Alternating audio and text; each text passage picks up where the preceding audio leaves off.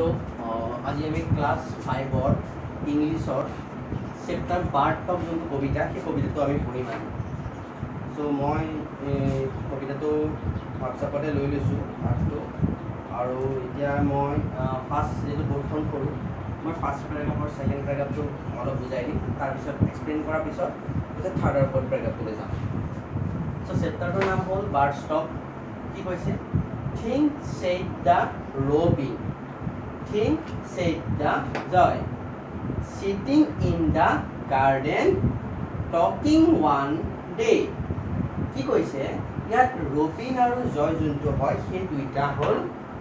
দুটা চৰাই দুটা বাৰ্ড এই ৰবিনটো আৰু জয় যোনটো হয় এই দুটা চৰাই Think said the robin. ৰবিনটোৱে কৈছে ভাবাচোন ভাবা Think said the joy. Joy কৈছে ভাবাচোন ভাবা sitting in the garden. সেতে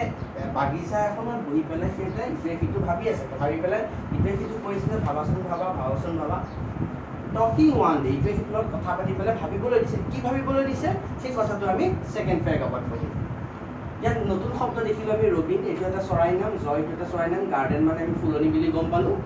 sitting বহি আছে talking মানে কথা পাতি আছে one day দিন কথা পাতি আছে Next paragraph. Think about people. কাৰ কথা ভাবিব দিছে think মানে ভাবিব দিছে think about the people মানুহৰ কথা ভাবিব দিছে the way they grow কি দৰে তেওঁলোকে grow কৰে কি দৰে তেওঁলোকে ডাঙৰ দীঘল হয় সেই বিষয়ে কোনে ভাবিব দিছে ৰবিন আৰু জয়ে ভাবিব দিছে they do not have feathers তেওঁলোকে কৈছে ৰবিন আৰু জয়ে কৈছে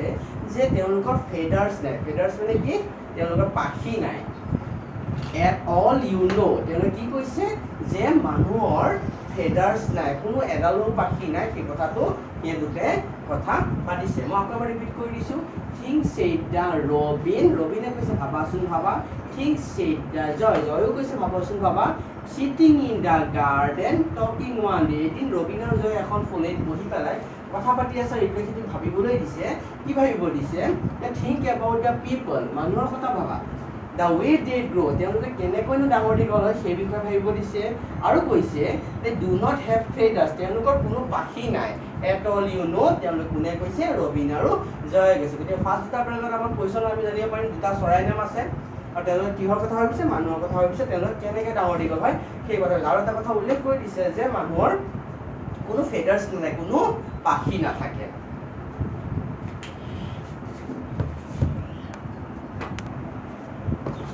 এতিয়া আমি থাৰ্ড আৰু ফৰ্থ প্যাৰাগ্ৰাফলৈ যাম থাৰ্ড বাৰ্ড ষ্টপৰ থাৰ্ড প্যাৰাগ্ৰাফত কি কোৱা আছে প্ৰথমে আমি ৰিডিং দিয়ে লওঁ তাৰপিছত এক্সপ্লেইন কৰিম they do not eat beetles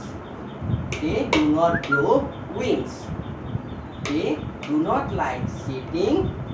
on wires and things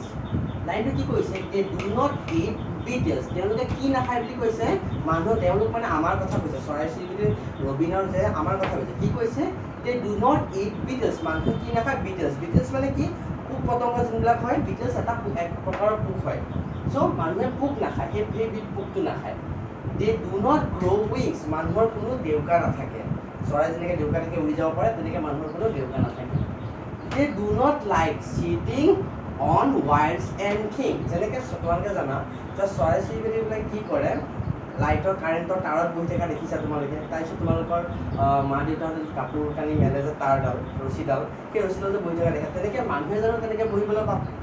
ভাল পায় সেই তেওঁলোকে মানুহে ভাল নাপায় সেইটোৱে কৈছে যে they do not like sitting on wires and things মানুহে যেনেকৈ চৰাই চিৰিকটি য'তে বহি ভাল পায় বা লাইটৰ তাঁৰত বা কাৰেণ্টৰ তাঁৰত বা যিকোনো তাঁৰডাল বা ৰছীডাল বহি ভাল পায় তেনেকৈ মানুহে বহি ভাল নাপায়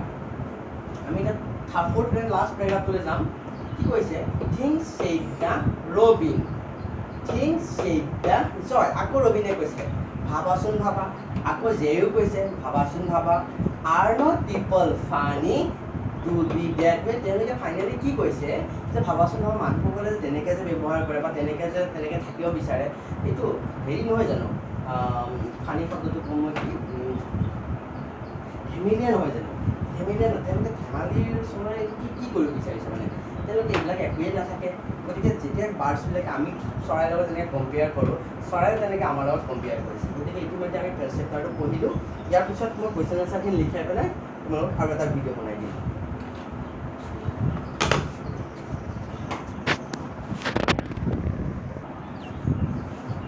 ইয়াত আমি কেইটামান নতুন শব্দ পাইছিলোঁ। ইট মানে খোৱা বুজাইছে, বিটেলছ মানে পোক, এক প্ৰকাৰ পোক বা পতংগ, উইংছ মানে দেউকা, থিংছ বুজি পাইছে, থিংছ মানে বস্তু, ফানি মানে ধেমেলীয়া। গতিকে এইকেইটা হ'ল নতুন শব্দ যোনকেইটা আমি পাইছোঁ। ঠিক আছে, মই এনেকৈ তোমালোকক দিলোঁ। এতিয়া তোমালোকে যদি কিবা বুজি নোপোৱা মোক কমেণ্ট কৰিবা, মই বস্তুটো ভালকৈ আৰু ডিটেইলছত বুজাই দিম। Thank U.